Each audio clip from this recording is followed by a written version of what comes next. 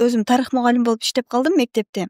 Анан ушу 7 класстагыларга сабак бергенде алар дүйнө тарыхын ошо Россиянын китеби менен өтчү, а Кыргызстандын тарыхын сиз башка дагы авторлор болсо керек, бирок тексттер аябай оор эле да.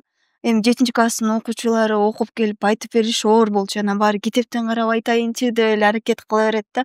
Балким адаптация кылышыбыз керек балдарга ылайыктап бардык тексттерди. Мына ошон үчүн жаңы муун жетилип чыкты да. Мисалы үчүн мен балким 90го чыгаармын, андан көбүрөөк жашаармын, балким кийинки жылы өлүп кетермин, бир теңирдин ордунда дегендегидей, туурабы? Биз алгачкы концепция иштеп чыгып, жазып, көтөрүп, кээ бир улуу муундагы эскиче көз караштагы кишилерге каяша кылып чыкканда биз 20лардын ичинде эле болчубуз. 30-тун башында ушундай эле болчубуз. Анан бир жолу Түркиядан бирөө да кайрылып сындап жазып калды да. Ушу эмнеге эле тактаал жазылды, анан эмнеге эле ушул эле кишилер чыгара берет дегендейчи. Биз учурунда бир аксакалдар жазсын, биз күтө туралы дегендей кылган жокпуз, өзүбүз эле жаздык.